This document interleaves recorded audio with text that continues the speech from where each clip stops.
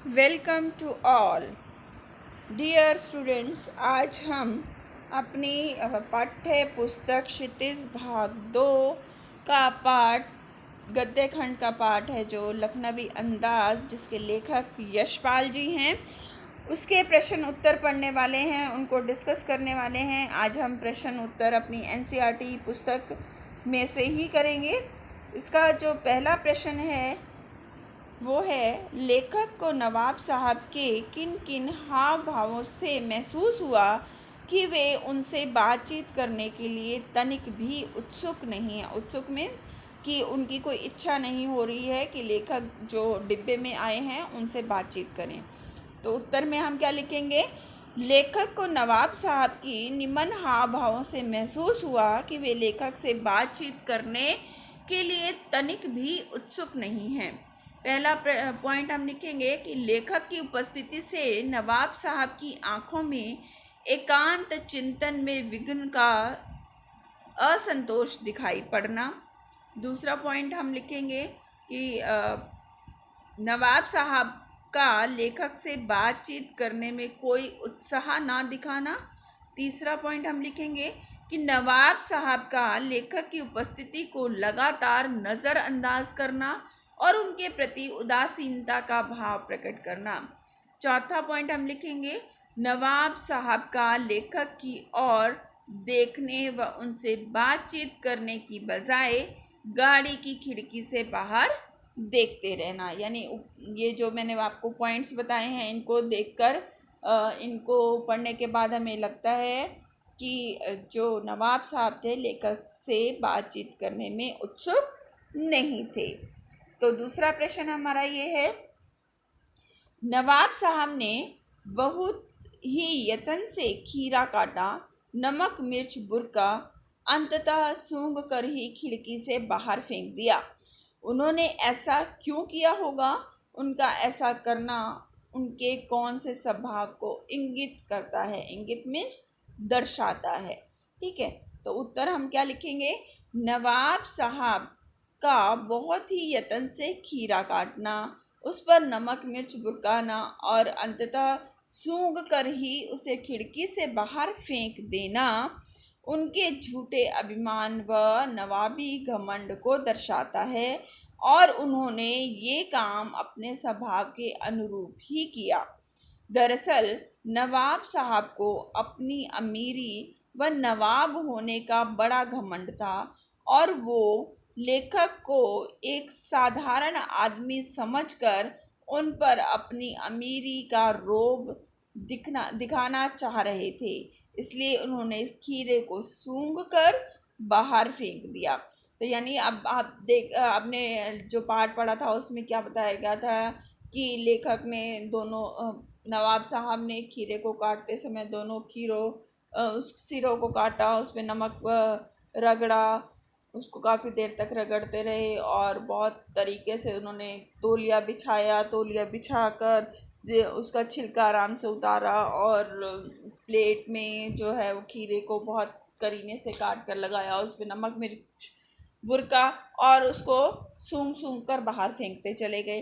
तो यहाँ पर क्या दर्शाया गया है कि नवाब साहब अपने झूठे अभिमान और घमंड के अनुरूप ही काम कर रहे थे। तीसरा प्रश्न है कि बिना विचार, घटना और पात्र के भी क्या कहानी लिखी जा सकती है? यशपाल के इस विचार से आप कहाँ तक सहमत हैं? उत्तर में हम लिखेंगे कि किसी भी घटना का ताना बाना बुनने और उसे सलीके से आगे बढ़ाने के लिए एक विचार, घटनाक्रम, कथा वस्तु, पात्रों द्वारा किए गए संवाद का होना अति आवश्यक है। इन्हीं के आधार पर कहानी को आगे बढ़ाया जा सकता है। सिर्फ लेखक की इच्छा से ही कहानी नहीं लिखी जा सकती। मैं लेखक की इस बात से पूर्ण रूप से सहमत हूँ।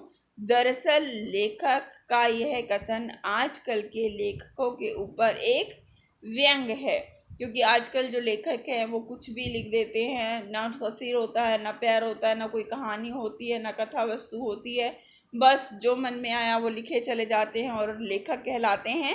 तो लेखक क्या कहते हैं कि बिना विचार, घटना और पात्रों के बिना कोई भी कहानी नहीं लिखी जा सकती है। और ये जो उन्होंने कहा है बात, ये आजकल के जो नए लेखक हैं उनके ऊपर व्यंग है।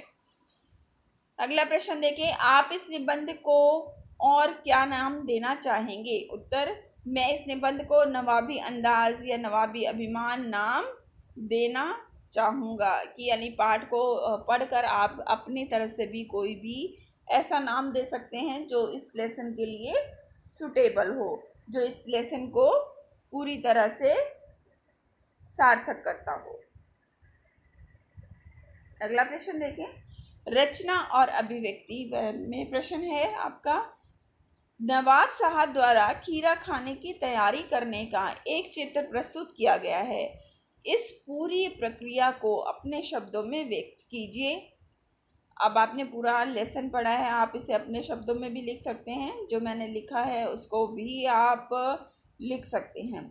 नवाब साहब लोकल पैसेंजर ट्रेन के सेकंड क्लास के एक बिल्कुल एकांत डिब्बे में आराम से बैठे थे। उन्होंने अपने सामने साफ तौलिया पर 2 खीरे रखे थे। खाने की इच्छा होने पर उन्होंने उन खीरों को एक लोटे पानी से गाड़ी की खिड़की से बाहर धोया, फिर उन्हें अच्छी तरह से तौलिए से पोंछ लिया। उसके बाद जेब से चाकू निकाला, खीरे को बड़े तरीके से छोटे छोटे टुकड़ों में काटा और फिर उस पर जीरा मिला, नमक और लाल मिर्च लगाकर उन्हें तौलिया के ऊपर सजाते चले गए। इसके बाद उन्होंने एक एक टुकड़े को उठाया, उसको सूंघा और उसके बाद उसे खिड़की से बाहर फेंक दिया। ऐसा लग रहा था मानो वह खीरे की खुशबू से ही अपना पेट भर रहे हों। कि उन्होंने पूरी तैयारी किस तरह से की थी कि उनको अच्छे से धोया, उन्हें पोंछा, उसे अच्छे से छीला और उसके बाद छोटे छोटे टुकड़े किए, नमक मिर्च लगाया और सूंघा और फेंक दिया। ये आपने पूरा जो कहानी में पढ़ा है वो अपनी भाषा में यहाँ पर लिख देना है। इस पाठ में कुछ आपके भाषा अध्ययन के प्रश्न दिए गए हैं, वो भी हम देखते हैं। निम्नलिखित वाक्यों में से क्रियापद छांटकर क्रिया भेद भी लिखिए। का भाग, एक सफ़ेद पोश सज्जन बहुत सुविधा से पालथी मार बैठे थे। अब यहाँ पर बैठे थे आपको बताना है कि कैसी क्रिया है, अकर्मक क्रिया है यहाँ पर। कि बैठना एक स्वाभाविक क्रिया है, जब इंसान थक जाता है तो बैठ ही जाता है। ठीक है, तो ये अकर्मक क्रिया है। दूसरा देखें, नवाब साहब ने संगति के लिए उत्साह नहीं दिखाया। दिखाया शब्द कैसा है, सकर्मक क्रिया। ये यानी उनकी इच्छा पर डिपेंड करता था कि वो बात करने के लिए उत्सुक हों या ना हों। ठीक है, तो यहाँ पर क्या होगी, सकर्मक क्रिया। तीसरा है आपका, खाली बैठे कल्पना करते रहने की पुरानी आदत है। आदत है कैसी क्रिया है, सकर्मक क्रिया। ठीक है, क्योंकि आदतें हम खुद से बनाते हैं और खुद से ही उनको बदल भी सकते हैं। नेक्स्ट है आपका, अकेले सफ़र का वक्त काटने के लिए ही खीरे खरीदे होंगे। खरीदे होंगे कैसी क्रिया है, सकर्मक क्रिया। यानी अकर्मक और सकर्मक क्रिया हम कैसे छांटते हैं कि अकर्मक क्रिया जिसमें कर्म नहीं होता, ऐसी क्रियाएं जो स्वतः हो जाती हैं, अपने आप हमें करनी पड़ती हैं। ठीक है, जो हमारी मजबूरी में हमें अपने आप से करनी पड़ती हैं। इन्हें बैठना, सोना, उठना, जागना, ये सब क्या है, स्वतः होने वाली क्रियाएं हैं। तो इसलिए यहाँ पर अकर्मक क्रियाएं हैं। और जो हम अपनी इच्छा से क्रियाएं करते हैं, ठीक है, उनको हम सकर्मक क्रिया कहते हैं, जिसमें कर्म निहित होता है। अगला देखें, दोनों खीरों के सिर काटे, उन्हें गोद कर झाग निकाला। निकाला कैसा है, कौन सी क्रिया है, सकर्मक क्रिया। इसके बाद आप देखें, नवाब साहब ने सतृष्ण आँखों से नमक मिर्च के से संयोग से चमकती खीरे की फांकों की ओर देखा। देखा यहाँ पर क्या है, सकर्मक क्रिया। ठीक है, नेक्स्ट देखिए, नवाब साहब खीरे की तैयारी और इस्तेमाल से थक कर लेट गए। लेट गए कैसी क्रिया है, अकर्मक क्रिया। ठीक है, तो क्योंकि जब थक जाता है इंसान, लेट जाता है, तो यहाँ पर अकर्मक क्रिया होगा। जेब से चाकू निकाला, निकाला क्या है, सकर्मक क्रिया। ये उनकी इच्छा थी कि उन्होंने अपना काम करने के लिए उन्हें चाकू निकालना पड़ा। इसके साथ ही आपका प्रश्न उत्तर खत्म होते हैं यहाँ पर। धन्यवाद, आपका दिन मंगलमय हो। Thank you so much.